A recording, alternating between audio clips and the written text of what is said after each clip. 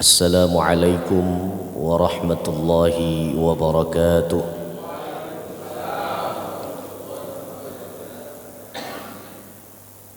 Alhamdulillah,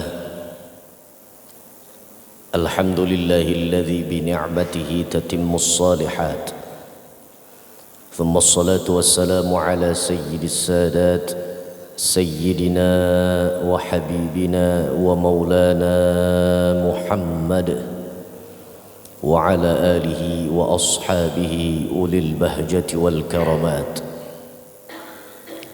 Subhanaka la ilma lana illa ma 'allamtana innaka antal alimul hakim.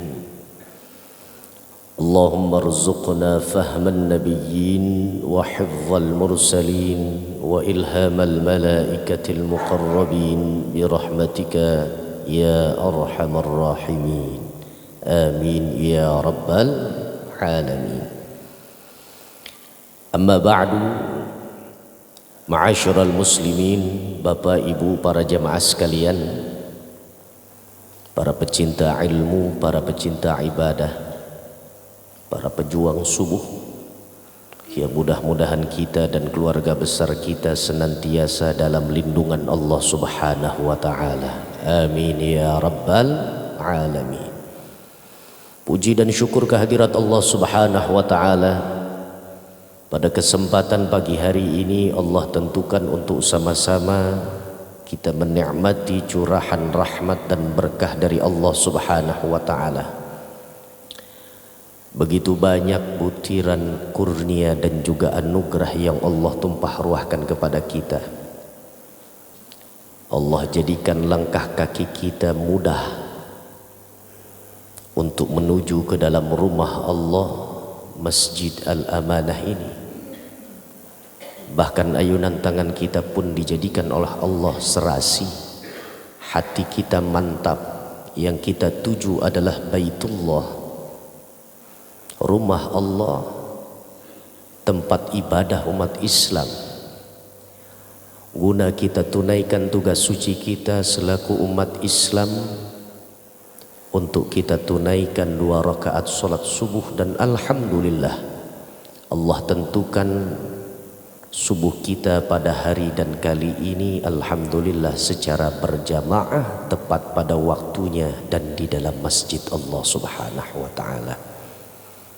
Besar harapan kita, mudah-mudahan apa yang Allah tuangkan untuk kehidupan dan diri kita pada saat ini, Allah tancapkan iman, Islam, hidayah dan taufik dari Allah Subhanahu wa taala. Insyaallah tidak akan pernah luntur, tidak akan pernah sirna, tidak akan pernah musnah dan binasa.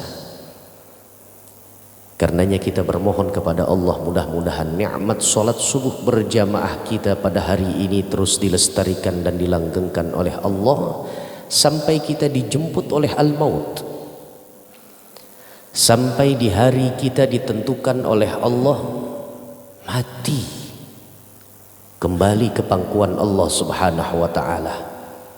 Mudah-mudahan di hari Allah tentukan kita kembali ke pangkuannya, Allah masih tetapkan hari itu kita masih diberikan nikmat salat subuh berjamaah, sehingga insya Allah Allah masih berikan kepada kita nikmat iman, nikmat Islam, nikmat hidayah, nikmat taufik. Insya Allah mati kita dalam keadaan husnul khatimah. Amin ya rabbal alamin. Orang yang matinya dalam keadaan husnul khatimah, kelak Allah akan berikan surga tempat kembali pulangnya. Dan mudah-mudahan ini kita dapati. Amin ya rabbal alamin. Salawat dan salam mari sama-sama kita haturkan kepada Tuan Paduka yang mulia, junjungan alam, pemimpin sejati kita umat Islam dari dunia sampai akhirat. Beliau adalah Nabi besar Muhammad sallallahu alaihi wasallam. Dan kembali kita tambatkan harapan dan cita-cita kita kepada Allah Subhanahu wa taala.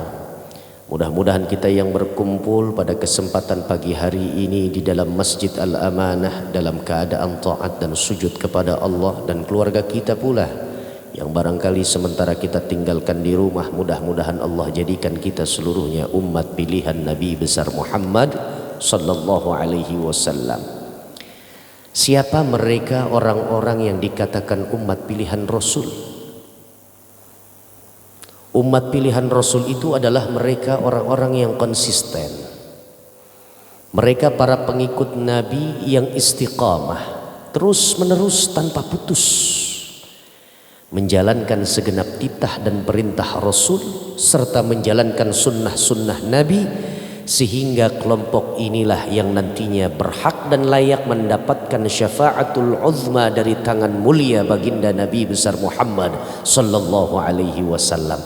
Dan kita berdoa pada pagi hari ini, mudah-mudahan kita, keluarga besar kita, orang tua kita, anak cucu, mantu, orang-orang terkasih dan tercinta kita, mudah-mudahan Allah jadikan kita seluruhnya umat pilihan Nabi besar Muhammad sallallahu alaihi wasallam. Insya Bapak Ibu para jamaah sekalian yang dimuliakan oleh Allah Subhanahu wa taala, melengkapi kegiatan i'tikaf kita pada pagi hari ini, mari sama-sama kita tancapkan niat i'tikaf. Saya pandu bacaan dan lafaz i'tikaf ini, silahkan para jamaah mengikuti setelah saya. Bismillahirrahmanirrahim.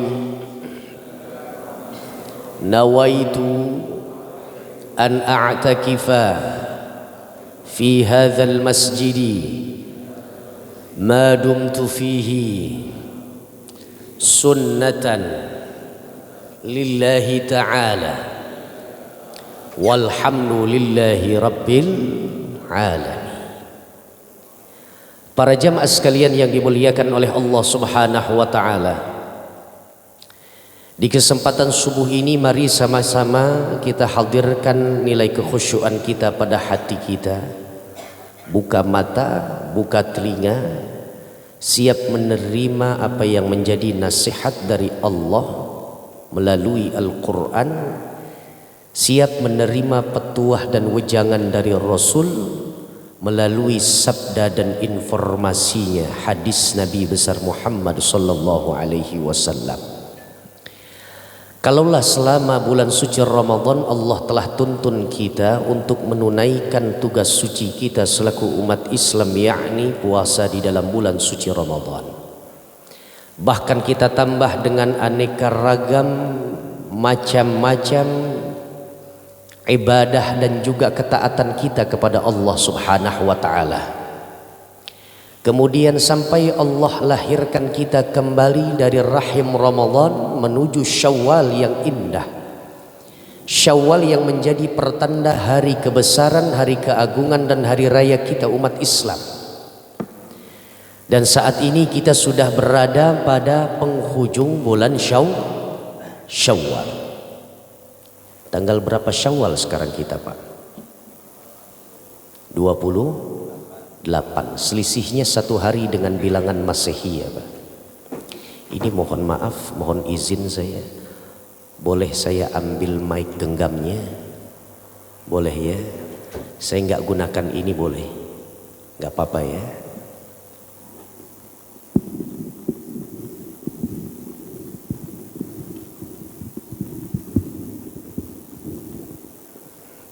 Saya letakkan di bawah aja boleh ya. Jazakallah, terima kasih banyak. Jadi untuk saya tengok kanan kiri nggak menyulitkan saya. Ketika saya genggam mic-nya, dia ikut arah kepala saya. Kalau tadi standby di tengah, jadi lirikan mata saya saja yang ke kanan dan ke kiri. Bu, nggak ada jamaah yang ibu ya Pak? Ada jamaah. Alhamdulillah. Ya kajian subuh nggak usah tegang-tegang lah ya Pak ya. Insya Allah mudah-mudahan ilmu masuk, ilmunya bermanfaat, mampu kita terapkan dalam kehidupan sehari-hari kita. Maka saat berjembat di as-sirat Allah berikan kemudahan, kita ketuk pintu surga masing-masing kita, ya sudah aman selamat negeri akhirat kita insya.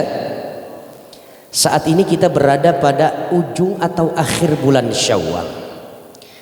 Orang beriman itu faham benar tentang nilai ibadah yang diberikan perintah oleh Allah Subhanahu wa taala itu tidak ada henti. Ibadahnya umat Islam itu terhenti apabila sudah mencapai garis finish kehidupan kita. Setelah Ramadan usai dan selesai, artinya kegiatan ibadah tidak terhenti meskipun Ramadannya usai dan selesai. Saat kita jemput mentari 1 Syawal bukan artinya selesai pula rangkaian ibadah Ramadan kita. Fa idza faraghta fansab wa ila rabbika farghab. Satu tugas selesai sudah, maka kemudian bersiap siagalah kita, berkemas-kemas untuk kita menjemput nilai ibadah selanjutnya. Itu orang beriman.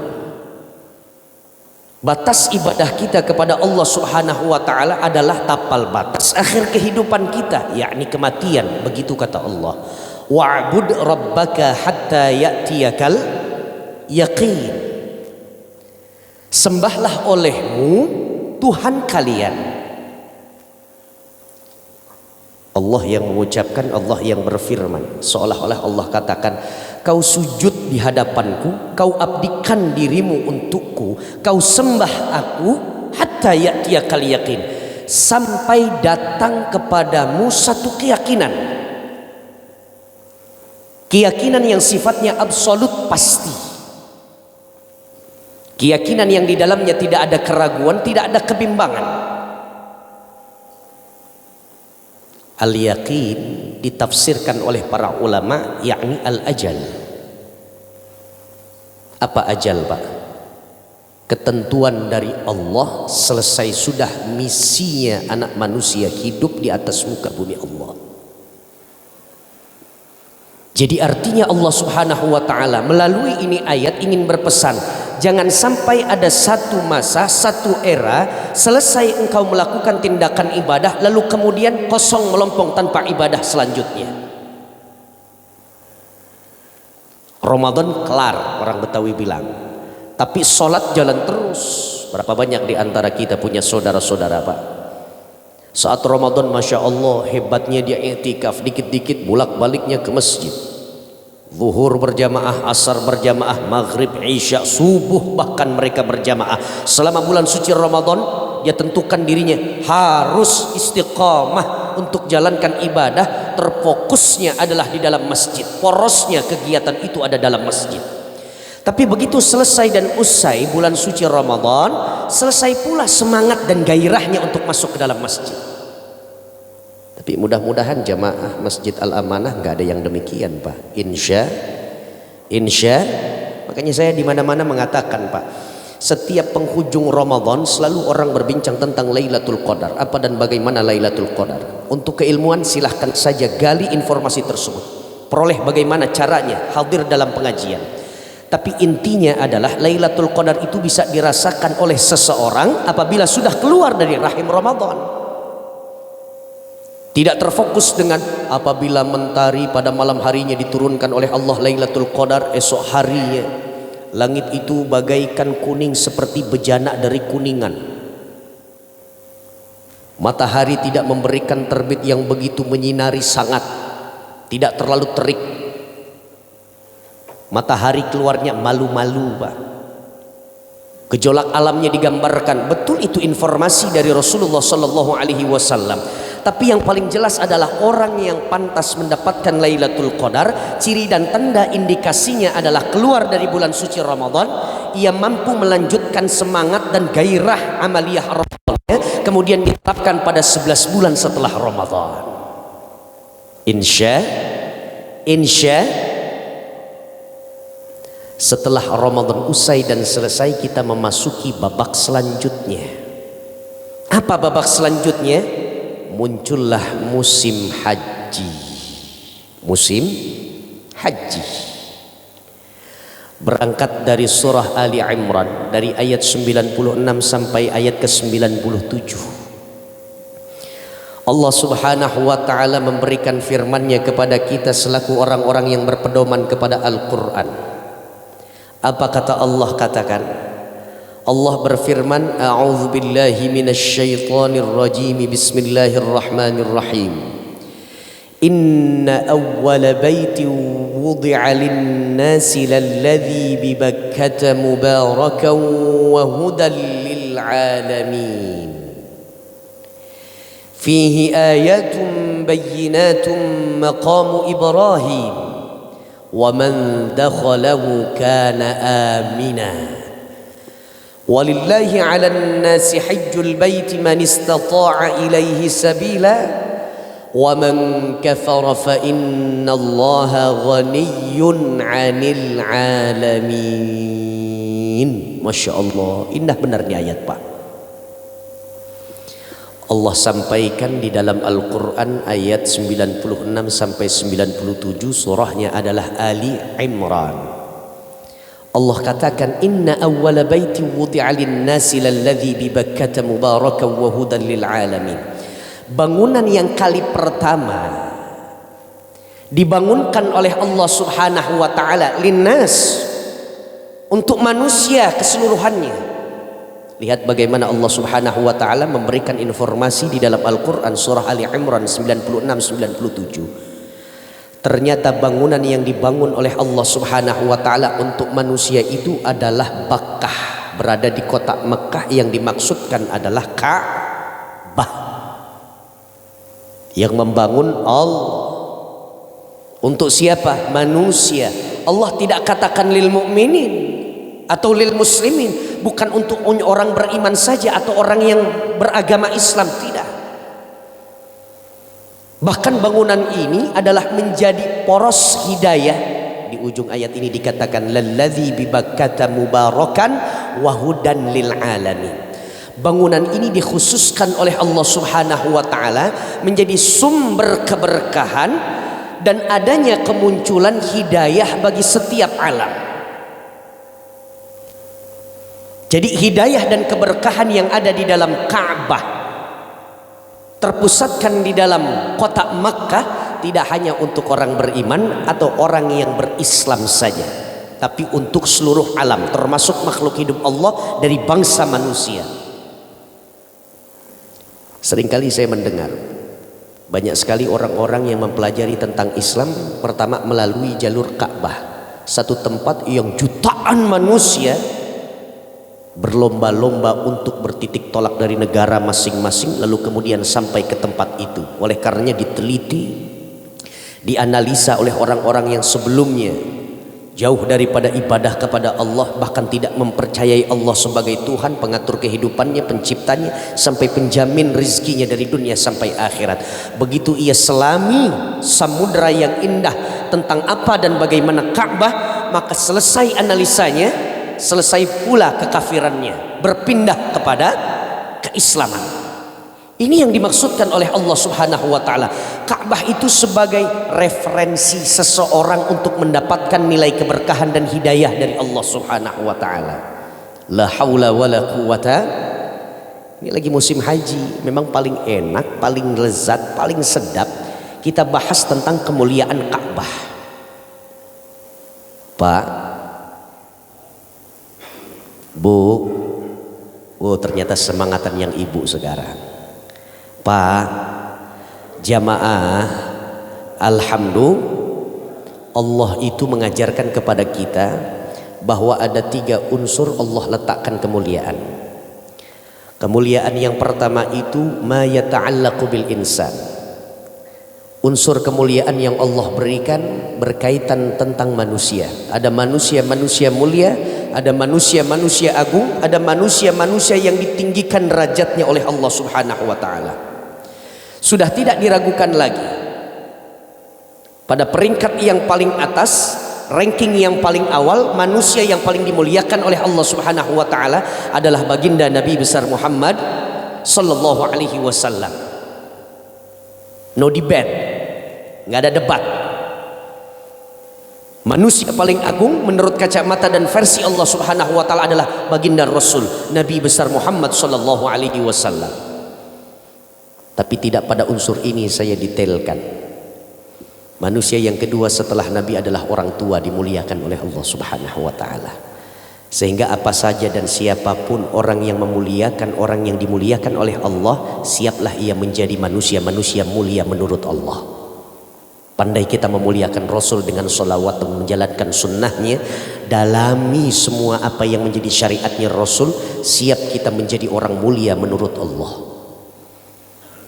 Setelah Rasul, para orang tua kita, bahkan siapapun anak, berbeda silang agama dengan orang tuanya. Anaknya muslim, orang tuanya masih dalam kekafiran. Wabil walidaini ihsana. Ulama sepakat kecakapan, perilaku dan juga akhlak seorang anak tetap disyariatkan oleh Allah dan Rasulnya untuk berbuat baik kendati pun orang tuanya non muslim. Hebat ini ajaran agama Islam. Setelah Rasul, orang tua kita. Unsur yang kedua dimuliakan oleh Allah Subhanahu wa taala adalah ma yata'allaqu bil awqat. Hal yang berkaitan tentang waktu. Ada waktu-waktu yang sangat sakral menurut Allah. Ada waktu-waktu yang paling dibesarkan oleh Allah Subhanahu wa taala. Siapa yang mampu mengisi kegiatan-kegiatan yang besar, kegiatan yang mulia pada waktu-waktu yang dimuliakan oleh Allah Subhanahu wa taala, maka dunia dan akhiratnya Allah jadikan mulia itu manusia. Subuh ini waktu yang sangat mulia, Pak. Bahkan Allah bersumpah dengan menggunakan lafaz makhluknya. Subuh, subuh, wal fajr, walayalin ashr, wasyaf'i, wal watr. Demi fajar. Kalau fajar atau waktu subuh itu tidak memiliki kemuliaan, maka tidak akan pernah Allah sebutkan fajar ini di dalam Al-Quran. Bahkan Allah bersumpah atas nama fajar, makhluknya Allah, subuh pagi. Maka orang-orang yang memuliakan di waktu subuh dengan kegiatan yang baik, sholat subuh berjamaah, dia duduk di dalam pengajian, dia iktikaf di dalam rumah Allah. Sebentar nanti akan datang waktu syuruk, kemudian dia tunggu sejenak beberapa menit, lalu kemudian dia sholat syuruk, sholat isyraq. Awal kali pertama penunaian dalam ibadah sholat duha, maka Allah akan berikan kemuliaan melalui hadis Rasulullah Sallallahu Alaihi Wasallam. Maka orang tersebut akan membawa atau memperoleh pahala haji dan umrah secara sempurna. Dimuliakan oleh Allah. Dan banyak lagi waktu-waktu yang dimuliakan oleh Allah Subhanahu wa taala. Hari yang paling mulia sepanjang tahun itu adalah hari Arafah, 9 Zulhijjah. Malam yang paling dimuliakan oleh Allah dalam kurun 1 tahun itu adalah malam Lailatul Qadar. Hari dalam sepekan yang dimuliakan oleh Allah Subhanahu wa taala adalah hari Jumu'ah. Hari Jumu'ah. Kalau Ramadan memiliki 10 terakhirnya menjadi puncak dan klimaks seseorang beribadah di dalam bulan suci Ramadan, maka di dalam bulan Dzulqa'dah ada 10 bilangan pertama itu mulia, Pak. Bulan Dzulhijjah. Lepas Syawal nanti kita masuk ke Dzulqa'dah. Setelah Dzulqa'dah masuk kita kepada Dzulhijjah. Catat, kalau perlu kita tandai itu di dalam kalender-kalender kita. Mulai dari kapan 1 Zulhijjah, 2 Zulhijjah sampai kita berhari raya Idul Adha. 10 hari pertama pada bilangan Zulhijjah itu adalah waktu yang dimuliakan oleh Allah Subhanahu wa taala. Walayalin ashr. La haula wala quwata illa billah. 2 sudah unsur kemuliaan. Menyangkut tentang manusia, berkaitan tentang waktu. Yang ketiga, ini yang akan saya detailkan. Wa ma yata'allaqu bil amkinah. Ada unsur kemuliaan yang diletakkan oleh Allah Subhanahu wa taala berkaitan atau menyangkut, hubung kaitnya adalah soal tempat. Tempat. Ada tempat-tempat yang dimuliakan oleh Allah Subhanahu wa taala. Masya Allah. Begitu hebatnya Allah berikan butiran hikmah di dalam satu tempat yang Allah tentukan kemuliaan itu ada di dalamnya.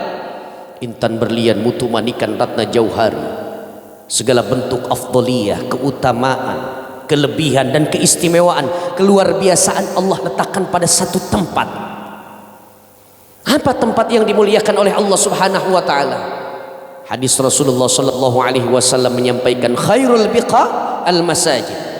Sebaik-baik tempat itu adalah masjid. Dan di dalam kitab Mukhtarul Ahadits An-Nabawiyah wal Hikam Al-Muhammadiyah dikarang oleh Syekh Sayyid Ahmad Al-Hashimi, juga di dalam kitab Al-Jami'us Shaghir li Syekh Jalaluddin Abdurrahman As-Suyuti dikatakan, inna buyutallahi fil ardi al-masajid, sungguh mahligai yang dimiliki oleh Allah di atas permukaan bumi Allah, tempat-tempat istana-istana yang dijadikan oleh Allah sebagai tempatnya Allah, al-masajid, yakni masjid. Wa inna haqqan 'ala Allah ay yukrima man zarahu fiha, dan siapa saja manusia yang mampu melangkahkan kakinya dari rumah, dari tempat titik tolaknya, dari kantornya, dari tempat niaganya, yang dia tuju adalah masjid. Sesampainya di masjid dia lakukan nilai ibadah. Apa saja ibadahnya? Secara garis hablum minallah dia ibadah, hablum minan nas dia ibadah. Yang wajib dia lakukan, yang sunnah juga dia tunaikan. Dia beribadah secara personal sendiri atau massal secara ramai-ramai, di dalam kegelapan atau di bawah terang benderang cahaya, yang pada intinya begitu masuk ke dalam masjid kemudian dia sujud bersimpuh di hadapan Allah. Dia melakukan tindakan taat kepada Allah Subhanahu wa taala. Haqqan 'ala Allah ay yukrima man zarahu fiha. Di situ Allah berhak memberikan saluran kemuliaan kepada orang tersebut. La haula wala quwata illa billah. Jadi mudah Pak melihat orang-orang mulia itu. Siapa saja mereka? Mereka adalah orang-orang yang pandai dengan usianya, tenaganya, kesehatannya. Dia jadikan sebagai alat dan modal untuk dia menggapai rahmat Allah adalah dengan cara beriktikaf di dalam masjid. Biasanya ada kaligrafi yang ada di dalam masjid-masjid itu bertuliskan innama ya'muru masajidallah man amana billahi wal yaumil akhir. Hanya saja terbilang orang-orang yang memiliki keimanan yang kokoh dan tangguh, kuat keimanannya, ternyata ukuran dari Allah Subhanahu wa taala diambil standarisasinya. Iman kuat, iman kokoh, iman yang tangguh adalah ya'muru masajidallah, yang mampu memakmurkan rumah Allah. Apa maknanya? Apabila ada orang-orang Islam mengaku dengan Islamnya, mereka orang-orang yang mengaku bahwa dirinya beriman tapi tak pandai, tak cakap dirinya untuk memakmurkan rumah Allah, beriktikaf di dalamnya, sulit Allah katakan iman itu adalah iman yang diakui oleh Allah Subhanahu wa taala. La haula wala quwata illa billah. Oleh karenanya Masya Allah, beruntung bagi kita orang-orang yang hati kita tertancap mantap kepada masjid. 7 golongan orang-orang yang nanti akan diberikan naungan. Saat naungan tidak ada satupun, hanya naungan Allah Subhanahu wa taala di hari kiamat. Siapa mereka? Rajulun qalbuhu mu'allaqun bil masajid. Mereka orang-orang yang hatinya senantiasa tertaut kepada masjid, tidak boleh berlama-lama jauh daripada masjid. Hayya 'alal shalah, hayya 'alal falah. Subuh pagi berangkat dia. Hayya 'alal shalah, hayya 'alal falah. Di zuhur harinya langsung bergegas ke masjid. Asar demikian, maghrib pun demikian, sampai sebelumnya istirahatkan badan. Isyaknya diajak oleh Allah, hayya 'alal shalah, hayya 'alal falah. Nurut di hadapan Allah, dia berangkat lagi ke masjid. Hati yang tertambat kepada masjid. Di antara tempat-tempat yang dimuliakan oleh Allah Subhanahu wa taala adalah masjid. Kita saat ini berada di Masjid Al-Amanah. Kita ucapkan alhamdulillah. Tapi maaf Pak, ribuan kali maaf, siap tidak siap, enak atau tidak enak, saya harus katakan kenikmatan kita berada di dalam Masjid Al-Amanah ini nanti akan kalah kenikmatan kita ini dengan orang-orang yang saat ini ditentukan oleh Allah sebagai calon tamu-tamunya Allah. Mereka para duyufur rahman yang mereka tinggalkan tanah airnya, mereka bergegas menuju tanah suci Makkatul Mukarramah, Madinah Al-Munawwarah. Mereka yang diberikan kesempatan oleh Allah Subhanahu wa taala untuk menunaikan ibadah haji, mereka merampungkan rukun Islamnya yang kelima. Kalah nikmat kita, kendati pun Masjid Al-Amanah ini hebat, rumah Allah, tapi kalah apabila sudah berbanding dengan Masjidil Haram. Berada pada kota yang disucikan oleh Allah Subhanahu wa taala, yang Dajjal nanti di akhir zaman gak mampu melangkahkan kakinya masuk dan menerobos, merangsak ke dalam kota Mekah. Dua masjid yang merajai di antara masjid-masjid yang bertebaran di muka bumi Allah, Masjidil Haram, Masjidin Nabawi. La haula wala quwata illa billah. Ayat ini yang tadi saya bacakan dan yang kita akan bongkar tafsirnya. Oleh karenanya Allah Subhanahu wa taala katakan fihi ayatum bayyinatum maqamu Ibrahim. Jadi kita khususkan, kita fokuskan pada unsur yang ketiga kemuliaan itu, yakni tempat. Tempat yang paling dimuliakan oleh Allah adalah masjid. Begitu tadi saya urutkan. Dan masjid yang paling indah di atas muka bumi Allah ini adalah Masjidil Haram.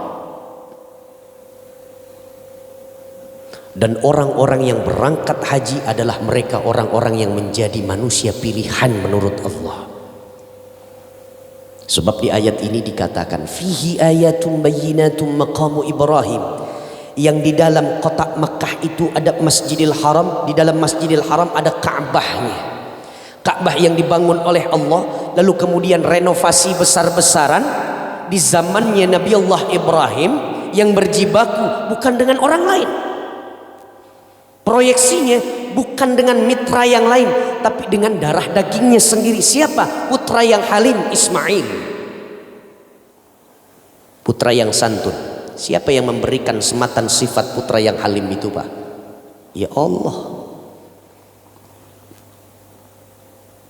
Rabbi habli minas salihin fabasyarnahu bighulamin halim.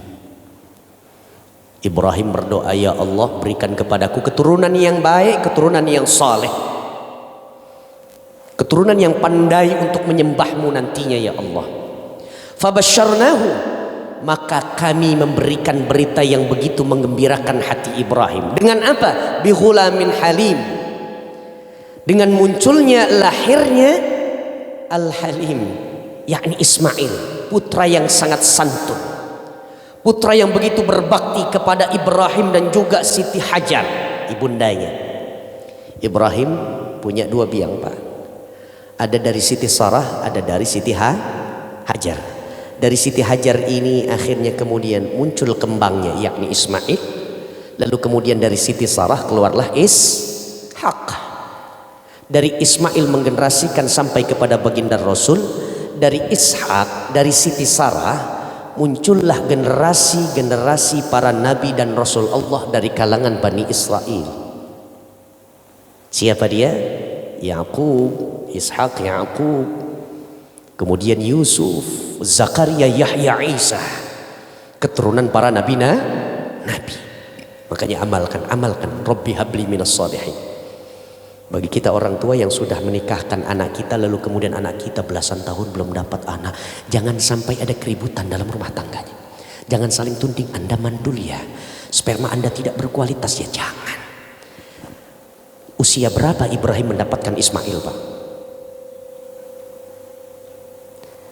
Dalam riwayat digambarkan Ismail muncul atau Siti Hajar itu mulai mengandung di saat Ibrahim sudah berjalan dengan posisi yang setengah ruku. Uban yang sudah hampir mendominasi di kepalanya Ibrahim. 86 tahun muncullah Ismail. Doa, mulai dari doa kemudian menjelma wujud sebagai apa yang menjadi harapan dan cita-cita kita. Insya wa idh yarfa'u Ibrahimul qawa'ida minal baiti wa Ismail.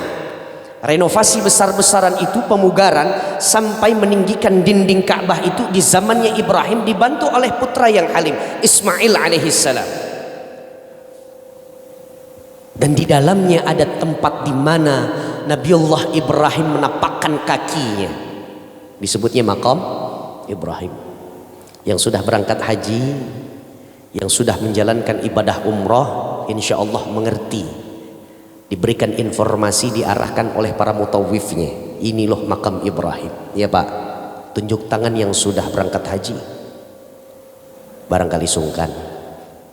Siapa yang sudah umrah juga sungkan. Sekarang yang belum berangkat haji dan belum berangkat umrah, silahkan tunjuk tangan, jangan sungkan. Sebab saya ingin mendoakan supaya insya Allah lepas musim haji yang tahun ini, tahun depan akan berangkat haji dan umrah. Jangan amin, tunjuk tangan. Saya doakan mudah-mudahan berangkat haji dan umrah. Insya di dalam masjid, di waktu yang dimuliakan oleh Allah, kita berdoa kepada Allah, kita pertaruhkan segala bentuk apa yang menjadi keyakinan kepada Allah Subhanahu wa taala. Saya doakan sebelum Allah jemput kita dengan al-maut kita masing-masing, mudah-mudahan Allah sempatkan untuk kita berangkat haji dan umrah. Amin ya rabbal alamin. Saya melihat berbagai macam orang-orang yang begitu larut dengan kegembiraannya saat menunaikan ibadah haji. Tahun 2024 ditunjuk saya oleh Kementerian Agama menjadi panitia penyelenggara ibadah haji di Arab Saudi. Ditunjuk oleh Kementerian Agama. Saya melihat ragam yang begitu beraneka macam. Orang baru turun masuk pelataran haram, Masjidil Haram, lalu kemudian turun dengan eskalatornya. Begitu langsung terpampang kubus berwarna hitam penuh dengan kewibawaan lintas generasi Nabi dan Rasulnya Allah. Tanpa diundang air mata, bercucuran air mata, basah pipinya. Yang bapak-bapak memiliki jenggot, dia piara jenggot, lepek jenggotnya. Saya tanya, kenapa bapak menangis? Saya nggak mengerti. Biasanya kalau saya di Indonesia menangis, pasti ada unsur yang membuat saya sedih. Tapi begitu saya melihat Ka'bah tanpa diundang Ustadz, air mata ini mengucur. Saya nggak mengerti kemanjaan apa yang diberikan oleh Allah kepada saya. Saat ini saya melihat Ka'bah. Jauh-jauh hari sebelum saya merasakan ini, saya sholat hanya melihat Ka'bah dengan sejadah yang ada di tempat sujud saya. Gambarnya Ka'bah katanya. Sekarang saya sholat persis di hadapan Ka'bah. Ini orang-orang yang berangkat haji hebat.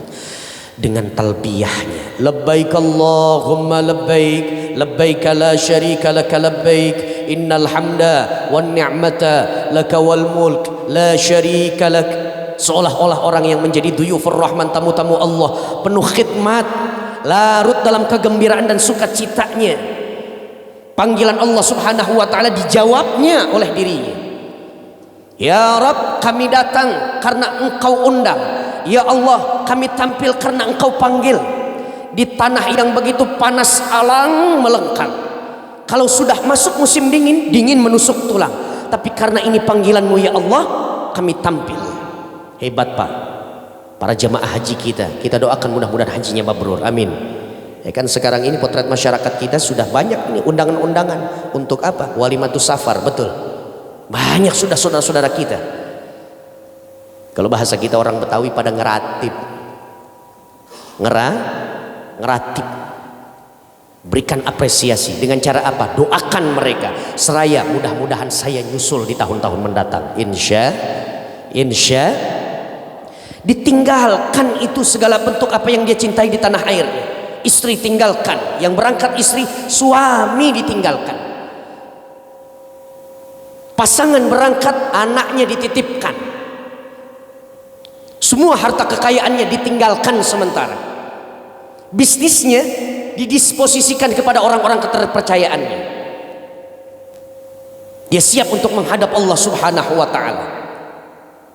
Waktu terbuang banyak Pak, 40 hari 40 malam paling tidak, betul. Kalau kita sholat subuh paling lama 1 jam, begitu syuruk selesai bubar kita, betul Pak. Ibadah haji 40 hari 40 malam, kita sholat tadi nggak ada yang sampai tertatih-tatih. Ibadah haji Masya Allah, betul-betul terkuras Pak, kita punya fisik. Tuh, sholat kita masuk ke dalam Masjid Al-Amanah, begitu keluar ada nggak kasir yang cegat kita untuk kita bayar? Nggak ada. Tapi ibadah haji 58 sampai 60 juta saja keluar itu. Sawah kita jual, mobil bahkan kita jual, beberapa aset kita jual. Yang kita upayakan adalah merampungkan rukun Islam yang kelima. La haula wala quwata illa billah. Sehingga di ayat ini dikatakan walillahi 'alan nasi hajjul baiti man istata'a ilaihi sabila. Karenanya bagiku kuberikan perintah, kata Allah Subhanahu wa taala, 'alan nasi hajjul bait, berangkat haji, ziarahi makam kubur kekasihku, kata Allah Subhanahu wa taala. Oh, indah benar. Masya Allah. Saat ini kita sholat, Pak. Sholatnya kita, bagi yang menggunakan nawaitu bil lafzi atau talaffuz bil lisan, dia pakai nawaitu atau usalli fardhus subhi rak'ataini mustaqbilal qiblah. Kita gunakan apa? Mustaqbilal qiblah. Artinya wajahku, tubuhku ini ya Allah, ku arahkan, ku hadapkan ke arah kiblat. Hanya menghadapnya saja ke arah kiblat. Tapi para tamu-tamu Allah yang sebentar lagi mulai bergegas, begitu sampai di Masjidil Haram, dia tunaikan sholat baik yang wajib maupun yang sunnah, dia nggak gunakan lagi mustaqbilal qiblah. Yang dia gunakan adalah ainul qiblah. Dengan mata telanjang dia lihatnya kiblat umat Islam dari seluruh pelosok dunia ada di depan matanya. Dari arah manapun ia sholat, sejauh di hadapannya adalah Ka'bah, sah sholatnya. Dari bidang Hajar Aswad, dari rukun Iraqi, rukun Yamani, rukun Syami, dia melihat Ka'bah, Allahu Akbar, ainul qiblah. Orang yang berangkat haji sampai di Masjidin Nabawi, begitu indah saat dia masuk ke dalam raudhah. Tadi kita sholat, Pak, kita di dalam sholat ada tasyahud enggak? Ada tasyahud. Asyhadu an la ilaha illallah wa asyhadu anna Muhammadar Rasulullah. Ada salawat dalam tasyahud kita. Rukun dalam salat kita. Kalau tidak terbaca, gugur cacat celah. Salat kita enggak sah. Salawat. Apa artinya salawat? Ucapan kalimat, kiriman kalimat romantis dari sang pengikut kepada pimpinan sejati kita, yakni baginda Nabi besar Muhammad sallallahu alaihi wasallam. Kita kirimkan salawat. Kita berjarak dari Masjid Al-Amanah ke Saudi, tepatnya adalah Masjidin Nabawi. Lebih tepatnya lagi di Raudhah. Jaraknya jauh ribuan kilometer, Pak. Tapi begitu ada manusia-manusia yang sudah merelakan dan berkorban dengan semua apa yang ia miliki, dia sampai ke Masjidin Nabawi, kemudian dia masuk ke dalam raudhah, berkesempatan untuk salat. Saat tasyahud dia baca asyhadu an la ilaha illallah wa asyhadu anna Muhammadar Rasulullah. Allahumma salli ala sayyidina Muhammad wa ala ali sayyidina Muhammad. Bukan lagi mengirimkan salawat, tapi berbisik di kedua telinga Rasulullah sallallahu alaihi wasallam. Kenapa? Karena jarak antara dirinya berdampingan dengan kuburun Nabi, kuburnya Nabi besar Muhammad sallallahu alaihi wasallam. Wan Nabi hayyun fi qabri. Nabi tetap hidup di dalam kuburnya. La haula wala quwata. Man shalla alayya 'inda qabri kuntu lahu syahidan yaumal qiyamah. Siapa orang yang berselawat di samping kuburku, raudhah antara mimbar dan rumah Nabi, kuntulahu syahidan, ku kenali sangat wajahnya nanti. Kapan? Bukan di dunia, tapi ketika selesai cerita dunia, datang hari kiamat. Di saat itu huru hara yang begitu dahsyat, kita mengharapkan syafaat dan bala bantuan, maka Rasul tampil untuk memberikan syafaat kepada kita. Rasul tidak lagi mencari mana dia umatku yang tempo lalu di musim haji dia datangi aku, dia berziarah ke dalam makam Rasul, ke makamku, maka kulihat dia, ku kenali, oh ini wajahnya, ku berikan syafaat kepadanya. Indah Pak. Masya Allah, la haula wala quwata illa billah. Bahkan yang sudah pasti merindukan itu raudhah. Sayangnya sekarang raudhah itu pakai aplikasi, Pak, mau masuk tuh ya, pakai aplikasi. Kalau dulu sebanyak waktu yang kita miliki, mau ke raudhah aja, masuk lagi, ambil raudhah lagi, atau hanya ziarah melintas.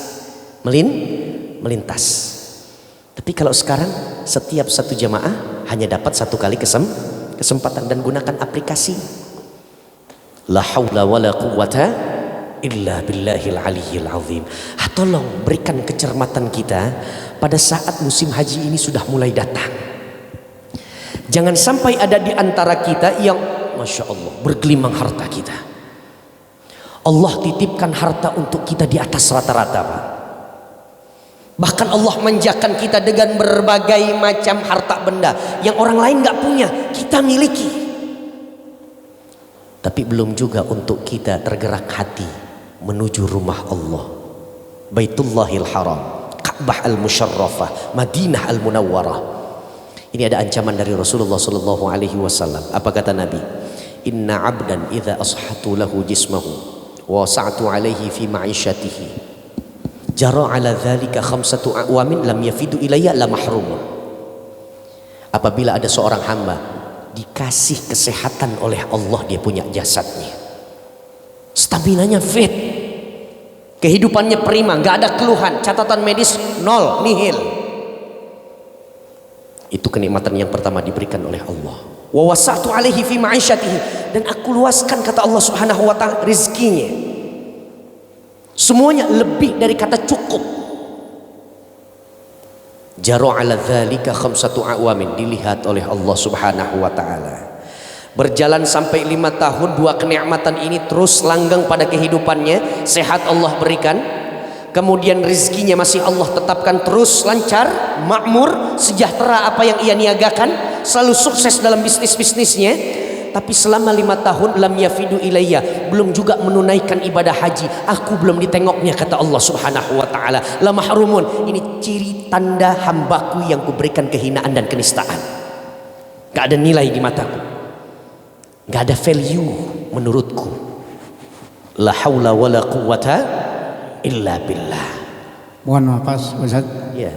Waktu sudah mendekati selesai. Kemungkinan ada yang mau bertanya jamaah. Oh, ada termin tanya jawabnya ya. Kalau misalnya tidak ada, silakan langsung berdoa. Baik. Jadi kita langsung silakan Ustaz. Jamaah yang mau bertanya, Bapak atau Ibu silakan.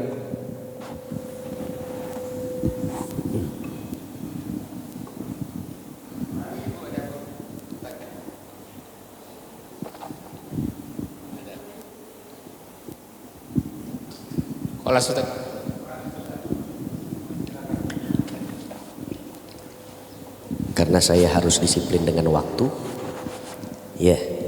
Jadi mudah-mudahan meskipun menggantung, bikinlah supaya tidak menggantung. Karena arahannya sudah langsung pimpin doa. Bismillahirrahmanirrahim. Alhamdulillahirabbil alamin. Allahumma shalli ala sayyidina Muhammad wa ala ali sayyidina Muhammad. Allahumma ya Allah, أحسن عاقبتنا في الأمور كلها وأجرنا من خزي الدنيا وعذاب الآخرة. اللهم أحينا على الإسلام وأمتنا حسن الختام. بلغنا إلى حج بيتك الحرام ولزيارة رسولك الكرام سيدنا محمد صلى الله عليه وسلم عام بعد عام. اللهم أعز الإسلام والمسلمين وعافنا والمسلمين. اللهم أهلك الكفرة والمنافقين والظالمين والمفسدين. دمر أعداءك أعداء الدين. ربنا آتنا في الدنيا حسنة وفي الآخرة حسنة وقنا عذاب النار. وصلى الله على سيدنا محمد وعلى آل سيدنا Muhammad walhamdulillahi rabbil alamin. Ini yang harus saya sampaikan, mudah-mudahan ada manfaatnya. Hadani Allah wa iyyakum ajma'in. Assalamualaikum warahmatullahi wabarakatuh.